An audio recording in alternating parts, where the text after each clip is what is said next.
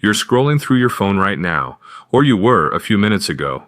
Something made you feel a little empty, a little unseen. You call it loneliness. But the real answer is far stranger. Loneliness isn't a mood, it's an alarm. Think about hunger for a second. Hunger doesn't just happen to you. It exists because your body needs fuel, and it needs a way to tell you that. Pain works the same way. Touch a hot stove and pain isn't punishment. It's information. It's your body screaming, get away from that right now. What if loneliness works exactly the same way? Not a flaw in your personality, not proof that something is wrong with you. A signal. Ancient, precise, and older than language itself. Go back 60,000 years. A human standing alone on an open plain at dusk. No walls, no weapon stronger than a sharpened stick. No backup. For that human, isolation wasn't uncomfortable. It was a death sentence. A lion doesn't care how clever you are if you're the only target in range. A rival group doesn't hesitate if there's no one behind you. So your ancestors who felt nothing when they were cut off from the group, who wandered too far, who didn't care about being alone, they didn't last long enough to pass anything on. The ones who survived were the ones who felt it, a pull, a pressure. Get back to the group. Now. That pressure had a name eventually. We call it loneliness. But for most of human history, it wasn't sadness. It was survival software. The psychologist John Cacioppo spent decades studying this exact question, and his research reframed loneliness entirely.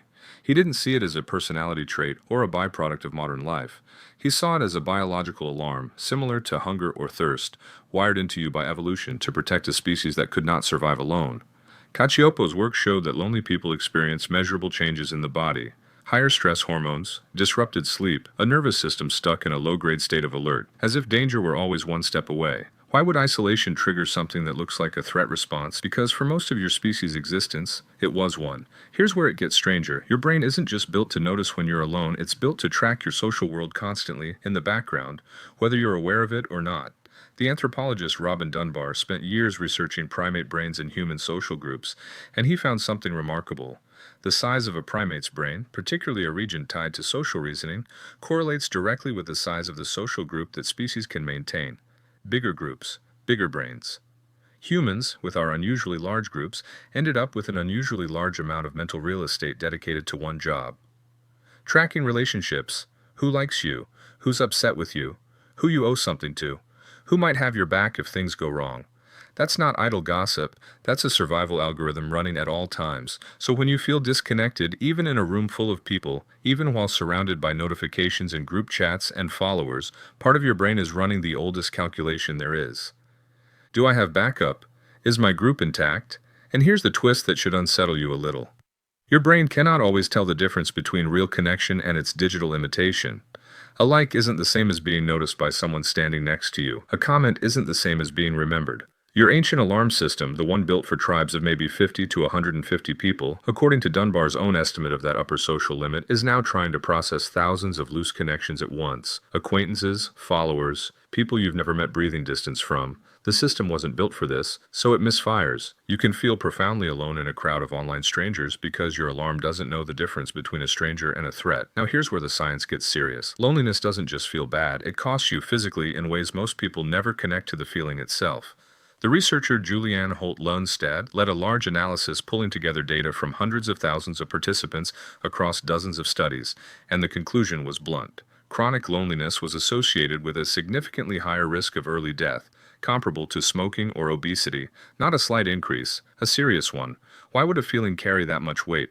Because your body still treats isolation the way it did on the plane 60,000 years ago. Stress hormones rise, inflammation increases, sleep quality drops.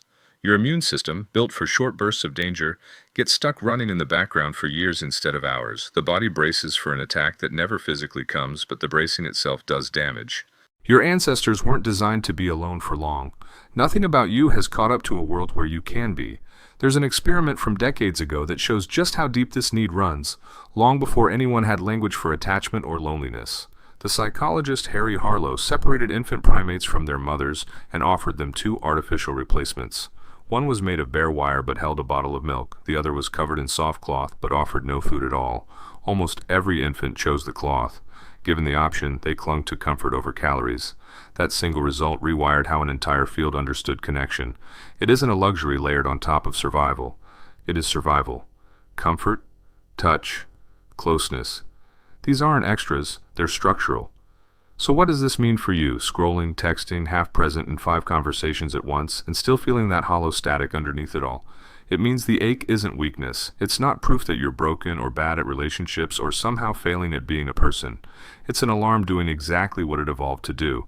60,000 years of engineering, still running, still trying to protect you. But an alarm can misfire in a new environment. A smoke detector doesn't know the difference between a fire and burnt toast. It just goes off. Your loneliness doesn't know the difference between actual isolation and a night alone with your phone instead of a person. It doesn't know the difference between 100 online acquaintances and one person sitting across the table who actually knows your middle name, your worst memory, the sound of your voice when you're tired. It just knows the tribe feels thin, and it reacts the only way it knows how. Here's the reframe worth sitting with. You are not designed to be endlessly self-sufficient. You are not supposed to shrug off isolation like it's nothing.